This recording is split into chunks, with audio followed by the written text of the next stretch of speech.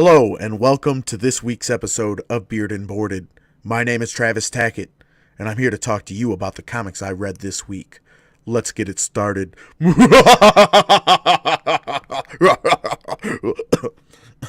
The first book I want to talk about today is The Amazing Spider-Man Renew Your Vows, number 4. This book is pretty awesome.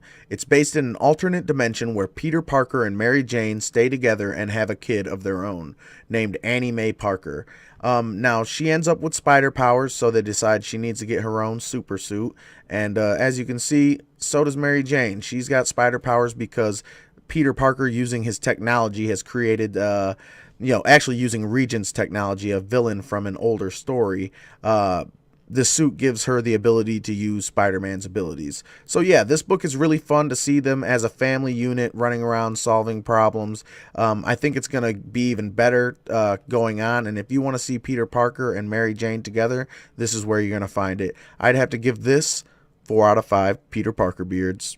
The next book I have for today is All-Star Batman number 7. This book is badass. Batman is roaming through the desert looking for Poison Ivy to find a cure for the infection that Mr. Freeze released in the last book. He ends up finding her. She decides to attack him and basically is like, please stop attacking me. I just need your help. She's like, okay, yeah, I'm not helping you. You're not here to help me. He's like, look, there's people coming after me. They're coming after you too. They're going to be here any minute now. And she's like, all right, well, I'm going to kiss you using these pheromones. You're going to have to do whatever I say. You have to protect me. So they go outside. They take out the soldiers that are searching for them. And Batman actually reveals that he was wearing a rubber lip thing, like in the Batman movie a few years back that everyone loves the most with Mr. Freeze and Poison Ivy and Bane. But yeah, he pulls off the rubber lips and he's like, I didn't have to listen to you, And she's like, all right, look, here's the cure. That's basically the book. That's not the book, though. The book's writing is amazing. The art is amazing, and I definitely recommend you pick it up. I definitely give this 5 Batbeards out of 5. The next book I have to talk about today is Kingpin number 1. This book is pretty cool. Basically, Kingpin is trying to clear his reputation by hiring a writer to write his biography in a favorable light. He finds a writer named Sarah Dewey, and she's hesitant to do it, but by the end, it looks like she might do it. Basically, he's trying to prove that he's a good guy now, and the book is pretty cool. He busts a few faces in, and you get to see Kingpin in a really cool art style. He's drawn really big, really intimidating, and none of the people around him are built like him. It's really interesting. But yeah, I really recommend this book, especially if you like the Daredevil TV show, and I'd probably give this one 4 out of 5 Daredevil beards. The next book I have for today is The Flash number 16, Rogues Reloaded Part 3. This book is awesome. Basically, the Flash was manipulated in the last book into running all the way across the planet to stop the Rogues from stealing from a museum. Little did he know that that was just a trick, because they were actually not there. They were stealing and robbing, and they were smashing and burning everything down in his own city. So the Flash has to rush back. By the time he gets back, as you can see, he didn't get there in time. The Rogues are already gone. They've got all their stuff, and they're on their way out. So basically, the Flash has to figure out where they're at. Yeah, that's all I'm going to say about this book. It's really good. The art is really fun. The story is looking really great. The Rogues are basically the Flash's coolest villains. Well, the Flash has a lot of cool villains, and we're going to be seeing them on the Flash TV show, Gorilla Grodd, pretty soon. So, yeah, but anyway, this book is awesome. I definitely give this 5 out of 5 Flash beards. Next, we have Hal Jordan and the Green Lantern Corps, number 14. This book starts off with Hal and John Stewart talking about the Green Lanterns and the Yellow Lanterns teaming up. One Green Lantern, one Yellow Lantern as partners. Yeah, basically from there, they go on to Hal Jordan and Kyle Rayner, the White Lantern, go on their own adventure to look for St. Walker, the Blue Lantern of Hope.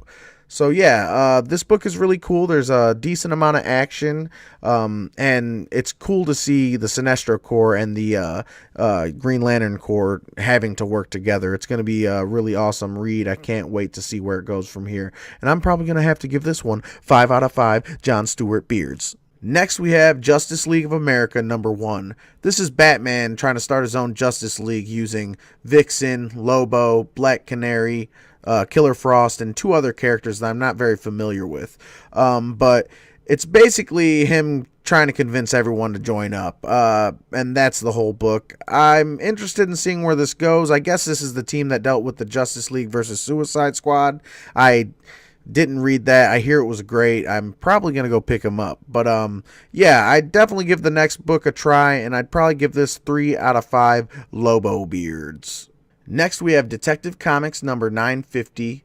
This is an anniversary book, so it's oversized. It's got a few stories in it, and they're all based on the Detective Comics characters that are working with Batman right now. Clayface, Azrael, Batwing, Orphan, and Batwoman. Yeah, it's a really good read. I definitely suggest you pick it up, and I'd give this one 4 out of 5 Batbeards. The next book I have for today is Action Comics number 973. This book is pretty good. Basically, Lois Lane is trying to figure out who this new Clark Kent is. He's a human. He's not the original Superman. He's not the New 52 Superman. He's just some random guy.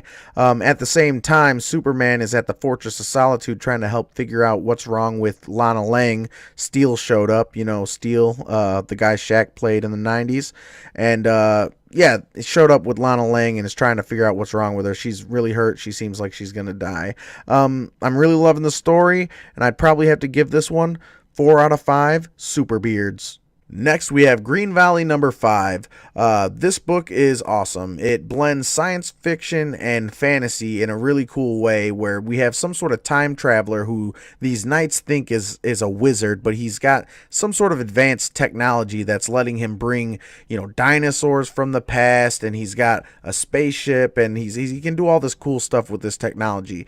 But yeah, I really love this book. All the knights in this book have really badass beards, and the fight scenes that in this book are really well drawn out, and yeah, I'd really recommend this book, especially if you like science fiction and fantasy crossing over, and I'd probably have to give this one 5 out of 5 Bearded Knights of Colodia. That's the end of this week's episode of Beard and Boarded, but it doesn't have to be the end of this week's conversation. If you want to talk about any of the books I read this week, go ahead and leave me a comment in the comments section. Also, if you want to read any of the books I read this week, I've left links in the description below to where you can purchase any of them. Also, be sure to like, share, and subscribe to my YouTube channel and follow me on any of the social medias that are linked down below. Well, that's the end. I'll talk to you next time. Beard and Boarded.